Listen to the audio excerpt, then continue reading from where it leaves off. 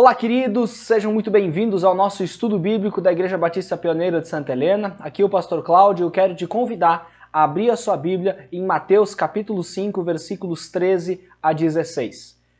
As bem-aventuranças que nós estudamos anteriormente estão disponíveis no nosso canal do YouTube, você pode conferir os estudos ali, assistir ou ouvir, mas nós tínhamos um desafio muito especial que é de decorar as bem-aventuranças. Mateus capítulo 5, versículo 10 diz: Bem-aventurados os perseguidos por causa da minha justiça, da justiça de Deus, pois deles é o reino dos céus.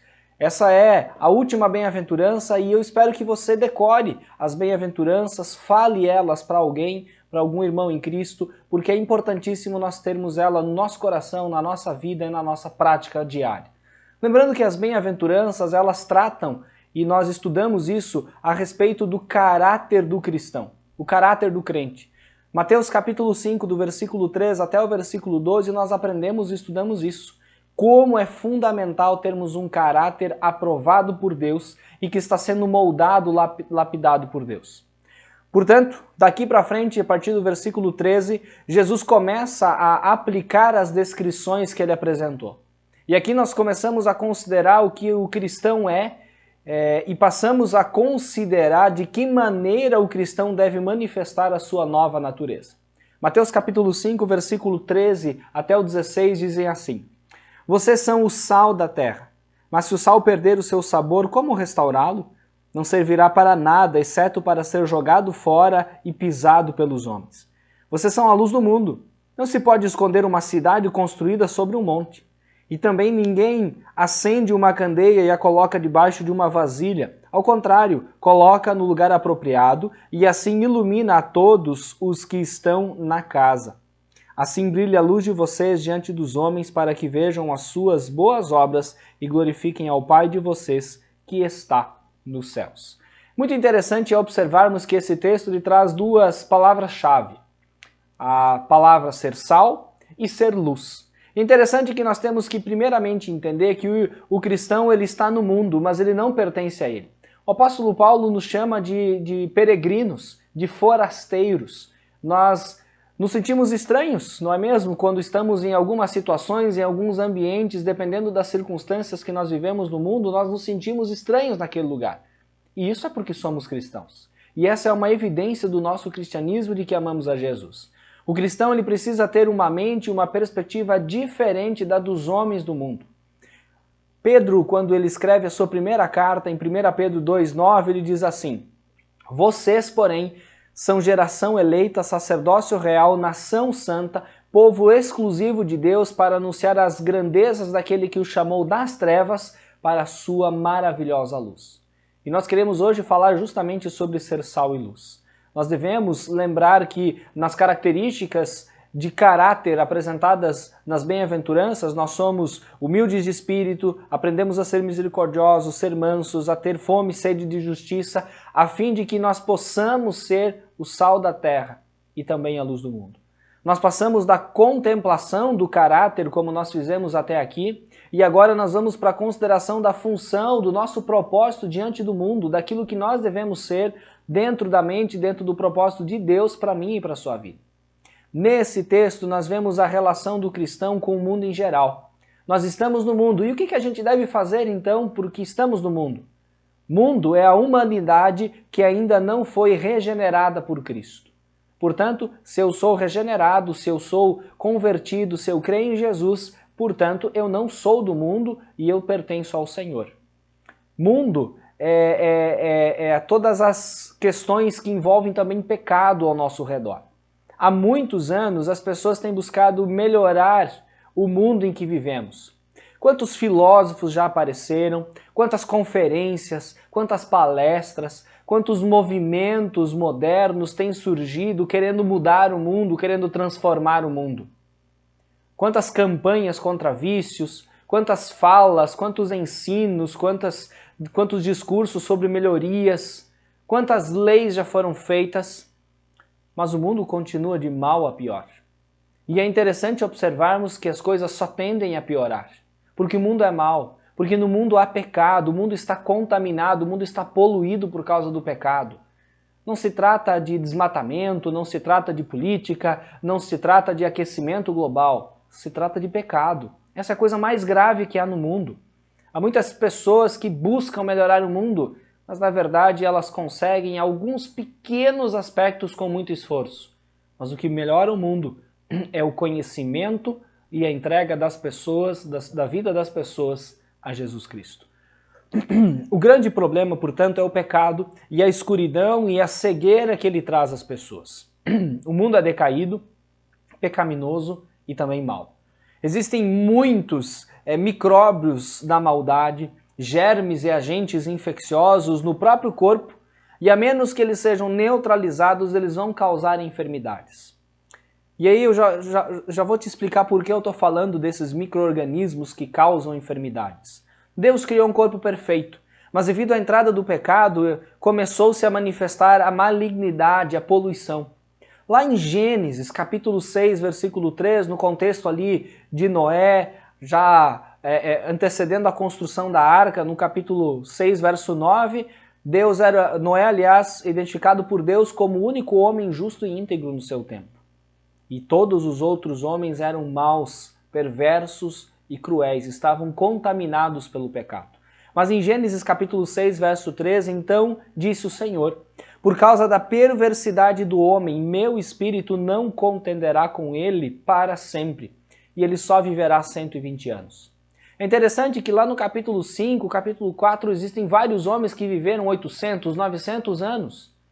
Mas a partir desse momento, Deus começa a estabelecer, e por conta do pecado, as pessoas não puderam viver tanto.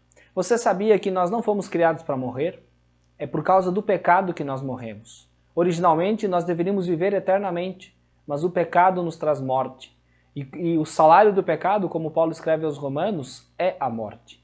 Portanto, nós morremos por causa do pecado. Deus não nos criou para morrer, mas por causa do pecado, Deus mandou seu Filho Jesus para nos ensinar a sermos sal e luz onde nós estamos inseridos. Naquele contexto, aquele contexto de Noé, a poluição ficou tão densa que Deus teve que mandar o dilúvio, poluição por causa do pecado.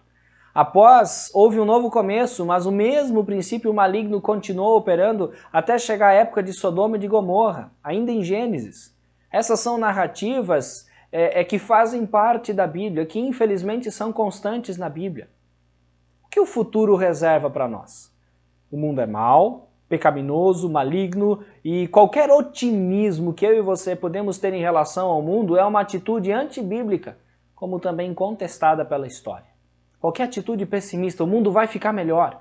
Agora nós vamos ter na política pessoas melhores, nós vamos ter na sociedade pessoas melhores. Não.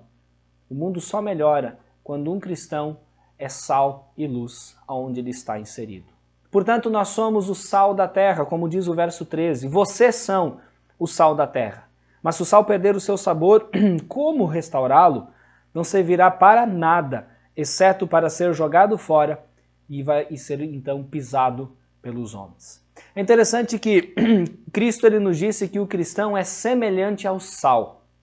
Olha que interessante, você tem sal em casa, você já deve ter usado sal para muitas coisas, principalmente para preparar alimentos. O sal é necessário. E uma comida sem sal, ela não tem o sabor, ela não, mesmo com muitos temperos que nós temos à nossa disposição, o sal é necessário. Em praticamente todos os alimentos nós temos a necessidade de ter sal. Portanto, o sal é essencialmente diferente do material ao qual ele é aplicado. Ele exerce todas as suas virtudes por causa da sua diferença. Veja só. Eu e você devemos ser sal porque justamente somos diferentes e devemos exercer as nossas virtudes por causa da diferença que nós devemos exercer. Mesmo em pequenas quantidades, o sal ele faz a diferença. O cristão deve ser tão diferente dos seus semelhantes incrédulos como Jesus o foi. Jesus foi diferente. Jesus foi sal aonde ele esteve. Jesus não permitiu-se ser contaminado pelo pecado. O cristão é separado do mundo e do pecado.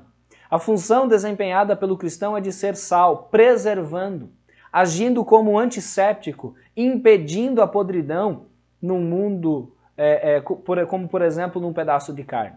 Ok, hoje em dia nós temos refrigeradores, geladeira, congelador e é fácil guardar carne. Mas antigamente o sal era usado para que conservasse a carne por um certo período de tempo, para que não houvesse podridão, para que nenhuma mosca, nenhum germe, nenhuma bactéria, nenhum verme pudesse entrar ali e começar a trabalhar apodrecendo aquela determinada carne. E é justamente isso que eu e você como cristãos devemos ser. A presença do cristão em qualquer lugar deve ser marcada por ser diferente. A função do sal é preservar, agir como antisséptico, impedindo a podridão. E essa deve ser a nossa função. Mas a função do sal é também, como já falamos, dar sabor. É por isso que o cristão ele já dispõe do sabor da vida. A sua fé em Jesus lhe dá sabor, lhe dá esse gosto, essa atitude tão importante que nós temos por sermos cristãos, de sermos parecidos com Cristo. O cristão não precisa querer mudar o mundo pela política ou pela crítica. Nem mesmo tem um caráter, aliás, o cristão tem e precisa ter um caráter que o diferencia das pessoas no mundo, o que causa estranheza, dúvida, mas também atrai pessoas por ele ser diferente. A atuação do cristão como sal, ela pode ser junto da igreja, mas o sentido do texto aqui é individual. O texto é claro porque Jesus está dizendo, vocês são. Algumas versões bíblicas, algumas traduções dizem, vós sois. Ele está dizendo para os cristãos, ele está dizendo ali naquele momento para os seus discípulos, vocês são o sal da terra. Não é todas as pessoas que são sal. Apenas algumas que são cristãs autênticas e que vivem o evangelho. A atuação do cristão, ela mesmo sendo junto da igreja, ela precisa ser caracterizada nesse ponto aqui como individual, com a ação através do seu caráter. O crente controla as ações humanas contra a putrefação e a poluição através da sua vida, através do seu caráter e através do comportamento. No que diz respeito à igreja, nessa ocasião, a tarefa primária da igreja consiste em pregar o evangelho e evangelizar as pessoas. Também compete à igreja preocupar-se com o pecado e ajudar as pessoas a enfrentarem o pecado e a serem sal e luz. É tarefa da igreja capacitar os cristãos para que sejam esse sal tão necessário na sociedade.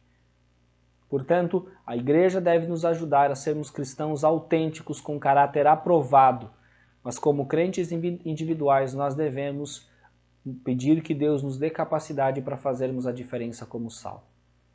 Uma igreja que dedica a sua atenção direta mais a questões políticas e sociais, ela não exerce a influência que deve.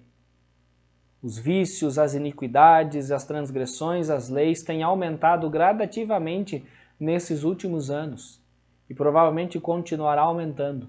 Porque enquanto a igreja se envolve com questões secundárias, esquecendo da primazia do evangelho, a igreja não está fazendo a diferença e não está capacitando os seus membros a fazer diferença onde eles estão. O avivamento que nós tanto esperamos, ele vai acontecer quando nós individualmente exercermos a nossa função integral como cristãos, impactando a vida de outras pessoas. Cada um de nós, aonde nós estamos, deve gradativamente lutar para controlar o processo de decadência, a fim de preservar a santidade das nossas vidas e das pessoas ao nosso redor. A grande esperança da sociedade atual, ela consiste de termos cristãos individuais atuantes no seu testemunho e na sua conduta. Cristãos que estão de fato sendo sal onde estão inseridos. O cristão ele deve servir de repressor, de controle, de antisséptico, atuando para preservar a sociedade da imundície do pecado. Devemos ser semelhantes a Jesus. Mas nós temos um segundo aspecto no verso 14, quando diz, vocês são a luz do mundo. Somos sal no primeiro momento, mas também somos luz. Vocês, disse Jesus, para aqueles homens simples, os seus discípulos, destituídos de importância segundo o mundo. Essa é uma das afirmações que sempre deveria nos fazer levantar a cabeça e nos levar a perceber o quanto é importante ser cristão. Vocês, eu e você, que temos buscado Jesus, que temos conhecido Jesus, que temos vivido para Jesus, nós somos luz onde estamos inseridos. Vocês apontam para cada um de nós, os cristãos convertidos, regenerados e que estão sendo transformados a partir do Evangelho com a ação do Espírito Santo. O mundo está em trevas densas e muito embora digam por aí que o conhecimento ilumina, mas as pessoas, mesmo cheias de conhecimentos, elas não têm tornado o mundo melhor. Na verdade, o pecado só aumenta. As iniquidades, a podridão, a escuridão só aumentam. Porque o conhecimento que verdadeiramente liberta é o conhecimento de Jesus. Essas são a verdadeira luz e é isso que o cristão carrega. No Evangelho de João, capítulo 8, versículo 12, Jesus disse assim, falando novamente ao povo, Jesus diz, eu sou a luz do mundo. Quem me segue nunca andará em trevas, mas terá a luz da vida. João capítulo 8, verso 12. Quem me segue nunca andará em trevas, porque ele é a luz do mundo. Efésios capítulo 5, verso 8 diz, porque outrora vocês eram trevas, mas agora são luz no Senhor, vivam como filhos da luz. Somos luz por causa de Jesus e devemos viver como tais. 1 João capítulo 1, verso 5, esta é a mensagem que dele ouvimos e transmitimos a vocês. Deus é luz, nele não há treva alguma. E Mateus capítulo 4, verso 14 diz, o povo que vivia nas trevas viu uma grande luz, sobre os que viviam na terra da sombra da morte raiou uma luz. Esse texto está falando da esperança de Jesus. E como é bom saber que Deus é luz, nele não há treva alguma, porque mandou seu Filho Jesus para que eu e você pudéssemos ter acesso a essa luz e viver essa luz presente nas nossas vidas e levar essa luz adiante. É interessante que, não sei se você fez essa pergunta a si mesmo, mas por que o sal vem antes da luz? Porque nós devemos ser algo antes de começar a agir como algo. Nós devemos ser sal. Nós devemos dar sabor, nós devemos conservar a nossa fé, nós devemos conservar o cristianismo, nós devemos conservar o Evangelho de Jesus, para então agirmos como cristãos, como devemos ser. Como é que o cristão pode demonstrar que é a luz do mundo? Lembrando do efeito da luz, que é dissipar as trevas. Efésios capítulo 5, versículo 13 diz, mas tudo que é exposto pela luz torna-se visível, pois a luz torna visíveis todas as coisas. O cristão é a luz do mundo. Isso é inevitável. Simplesmente por ser cristão, já vivemos uma vida diferente, revelando o nosso caráter e natureza transformados. Não se tem como esconder uma luz. Tanto que o texto vai justamente dizer, não se pode esconder uma cidade construída sobre um monte, e também ninguém acende uma candeia, que era uma luminária usada na época, e a coloca debaixo de uma vasilha. Ao contrário, coloca no lugar apropriado e assim ilumina todos os que estão na casa.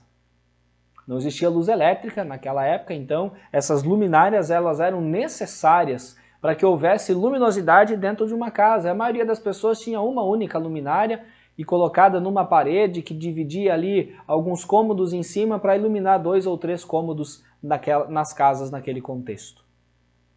O crente é uma luz que foi acesa e quanto mais estiver santificado, mais brilhará a sua luz. Quanto mais cheios do Espírito Santo nós estivermos, quanto mais buscarmos a Jesus, mais brilhará a nossa luz. Qual é o problema do mundo? No Evangelho de João, capítulo 3, verso 19, diz assim, este é o julgamento. A luz, que é Jesus, veio ao mundo, mas os homens amaram as trevas e não a luz, porque as suas obras eram más. João capítulo 3, verso 19. É importantíssimo nós ressaltarmos que os homens amaram as trevas. Os homens têm amado as trevas e a menos que eu e você apresentemos a luz de Jesus para que eles possam ver que é algo muito maior e melhor do que as trevas, do que a escuridão, do que ficarem perdidos, sem rumo, sem destino, sem segurança, eles podem ter Jesus e aprender de Jesus e crescer com Jesus. Lembra que o homem foi criado por Deus e para Deus. Mas Deus colocou algumas normas para que nós possamos viver com e para Ele. Contudo, por causa do pecado, a tendência nossa é errar o alvo, é fazer diferente. A dificuldade do homem está na sua natureza pecaminosa, nas paixões, nos desejos. Isso tem dominado a vida do homem. Mas lembra que o Evangelho, ele ofende os homens porque os obriga a se defrontarem consigo mesmos. O Evangelho é como um facho luminoso que deveria se manifestar através de cada um de nós. A pergunta é, as pessoas estão olhando para nós e vendo alguma luz? Nós precisamos viver e propagar a luz, que é Jesus.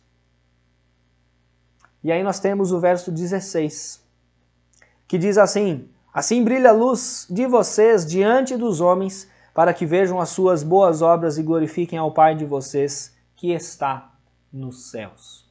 Assim brilhe a luz de vocês. Nesse versículo nós também precisamos entender algumas coisas. Não ser apenas um cristão formal, praticantes da religião, tendo até mesmo comunhão, porque não precisa ser um cristão para ter comunhão na igreja. Pode ser um falso cristão e ter comunhão. Mas ser um cristão autêntico e ter comunhão com Deus é diferente. Ter comunhão com as pessoas do nosso convívio da igreja local é possível. Nós temos comunhão com pessoas não cristãs, mas ter comunhão com Deus faz com que eu tenha a verdadeira salinidade, a verdadeira luz.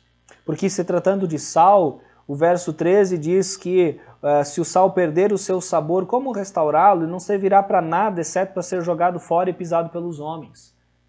Um sal vindo de algumas áreas rochosas era um tipo de sal naquela época que era usado como se fosse um cascalho, como se fosse algo para ser colocado nas estradas, para que as estradas não ficassem escorregadias. Por isso o sal era pisado pelos homens. Ele não tinha nenhuma outra serventia. Enquanto que o sal, com uma boa salinidade, um sal, nesse sentido, ele vai dar sabor e ajudar a não permitir que os alimentos pudessem apodrecer naquele contexto. E eu e você, como cristãos, devemos não permitir que o pecado apodreça as nossas vidas e a vida das pessoas ao nosso redor. Nós devemos dar sabor, dar sentido à nossa vida e à vida das pessoas. São as pessoas perdidas na sua qualidade e propósito que foram criadas. E é interessante nós observarmos que a criação de Deus é perfeita, mas o pecado distorceu tudo isso. O verdadeiro cristão, ele não se oculta e nem pode deixar de ser notado. O verdadeiro cristão não consegue esconder o seu cristianismo. O verdadeiro cristão é autêntico, quer ele queira, quer não, porque a sua luz não tem como ser escondida. Mas é interessante entender que naquele contexto, aquelas luminárias, existiam o azeite, que era o combustível, mas também existia o pavio, que eram necessários para aquelas lâmpadas. O azeite precisava ser colocado, essa energia que era trazida através do azeite, esse combustível que trazia então a chama. Mas o pavio, de vez em quando ele precisava ser limpo, ser trocado, porque quando um pavio estava não estava correto, não estava bem ajustado dentro dessas lamparinas, ele não trazia um fogo claro, ele não trazia um fogo limpo, mas trazia um fogo escuro, um fogo que não iluminava direito. E é por isso que nós precisamos constantemente examinar as nossas vidas e permitir que Jesus nos transforme para que a nossa luz seja verdadeira e brilhe cada vez mais. Nós só seremos luz do mundo na medida que aquele que é a luz do mundo estiver atuando em nós. Para ser sal e luz é preciso ter comunhão com Ele através da oração, através da leitura e da meditação da palavra. Nós também deveríamos lembrar constantemente das bem-aventuranças, lê-las diariamente, decorá-las, porque quando nós entendemos o nosso verdadeiro caráter nas bem-aventuranças como cristãos, torna-se mais fácil ser sal e ser luz. Atualmente, nunca tivemos tantas oportunidades de evidenciar a luz de Jesus em nossas vidas, mas nunca desperdiçamos tantas oportunidades como atualmente. E devemos, como diz o texto, assim brilha a luz de vocês diante dos homens, para que vejam as boas obras e glorifiquem ao Pai de vocês que está nos céus. Brilhar a luz deve ser para a glória de Deus, para que as outras pessoas queiram também glorificar a Deus. Brilhar a luz de Jesus deve ser para a glória de Deus, e também para que outras pessoas queiram brilhar e queiram glorificar também a Jesus. que eu e você sejamos sal e luz. Vamos orar? Deus querido, muito obrigado pela Tua palavra que nos inspira, que nos encoraja, que nos confronta a sermos cristãos verdadeiros. Ó Deus, que aonde quer que essa palavra chegue, o Senhor transforme as nossas vidas e que a Tua palavra ela continue nos ensinando, nos encorajando, nos exortando para que sejamos cristãos verdadeiros, com um caráter transformado, sendo sal, sendo luz onde nós estamos. Assim, ó Deus, eu peço que o Senhor continue nos ensinando e nos abençoando e faço isso em nome de Jesus. Amém e amém. Meu querido, minha querida, meu desejo é que Deus te abençoe muito e que você reflita nessa palavra, mas principalmente coloque ela em prática. Um forte abraço e que Deus te abençoe.